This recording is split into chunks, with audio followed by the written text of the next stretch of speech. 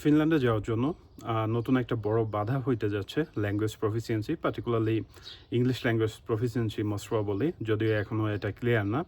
But finish government নতুন একটা rules আনতে যাচ্ছে, যে রুলসের আন্ডারে আপনারা যখন রেসিডেন্স পারমিটের অ্যাপ্লিকেশন করবেন তখন কিন্তু ল্যাঙ্গুয়েজ প্রফিসিয়েন্সি সার্টিফিকেট সাবমিট করতে হবে। সেটা আইএলস হইতে পারে, টোফেল বা পিটি।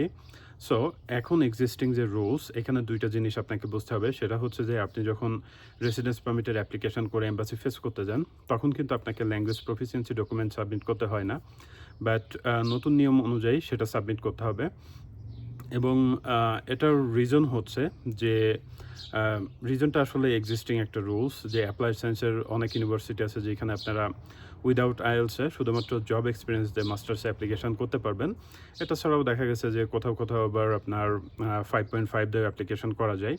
সো ফিনিশ গভর্নমেন্ট আসলে দেখছে যে এরকম উইদাউট আইএলসে যে সকল স্টুডেন্ট ফিনল্যান্ডে যাচ্ছেন তাদের ক্ষেত্রে আসলে ল্যাঙ্গুয়েজ ব্যারিয়ারটা বিগ একটা ইস্যু হয়ে দাঁড়াইছে। পার্টিকুলারলি তারা মেনশন করছে এরকম যে এই উইদাউট আইএলসে যাওয়ার জন্য অনেকেই দেখা গেছে যে নর্মাল যে কমিউনিকেশন সেটাতেও ডিফিকাল্টি ফেস করতেছে, সেটা জব মার্কেটে হইতে পারে বা অ্যাজ ইউজুয়াল কমিউনিকেশনের ক্ষেত্রে। এই জন্য ফিনিশ গভর্নমেন্ট এরকম রুলস আনতে যাচ্ছে যে এম্বাসি ফেস করতে গেলে অবশ্যই ল্যাঙ্গুয়েজ প্রফিসিয়েন্সি সার্টিফিকেট সাবমিট করতে হবে। অর্থাৎ ইউনিভার্সিটি আপনাকে উইদাউট আইএলসে অ্যাকসেপ্ট করলেও এম্বাসি যখন ফেস করতে যাবেন তখন হচ্ছে যে এম্বাসির রিকোয়ারমেন্ট অনুযায়ী আপনাকে কিন্তু ল্যাঙ্গুয়েজ প্রফিসিয়েন্সি সার্টিফিকেট সাবমিট করতে হবে। সেইখানে কয়েকটা বিষয় এখনও পর্যন্ত আনক্লিয়ার।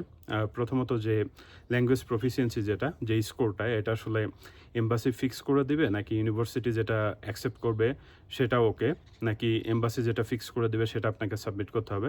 2 নম্বর বিষয় হচ্ছে এখনও পর্যন্ত যে সকল university without IELTS masters program offer করতেছে তারা আসলে নতুন করে ল্যাঙ্গুয়েজ প্রফিসিয়েন্সি অ্যাড করবে নাকি করবে না, এটা স্টিল আনক্লিয়ার। সো এই বিষয়গুলো এখনও পর্যন্ত আসলে মানে কোনো কিছুই ক্লিয়ার করে নাই, কিন্তু তারা হচ্ছে যে এই প্রপোজালটা আনতে যাচ্ছে। এই নিউজ রিলেটেড যে লিঙ্কটা সেটা আমি হচ্ছে এই ভিডিও ডিসক্রিপশন বক্সে অ্যাটাচ করে দেবো, আপনারা চাইলে মেইন নিউজটা দেখে নিতে পারেন। সো এখনও পর্যন্ত দেখা গেছে যে আসলে ফিনিশ গভর্নমেন্ট 2027 সালে অনেক পরিবর্তন নিয়ে আসতেছে, যেটার কারণে আপনার ইন্টারন্যাশনাল স্টুডেন্টদের জন্য এটা বেশ ডিফিকাল্ট হয়ে যাচ্ছে ফিনল্যান্ডে যাওয়ার যে বিষয়টা সেটা নিয়ে।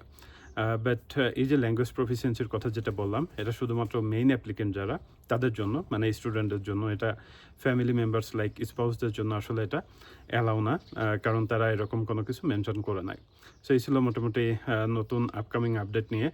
চাইলে আপনারা আমার প্রিভিয়াস ভিডিওগুলোও দেখে নিতে পারেন, যেখানে আগামী বছর যে রুলসগুলো আসলে চেঞ্জ হচ্ছে বা নতুন রুলস আসতেছে সেটা নিয়ে আমি কথা বলছি।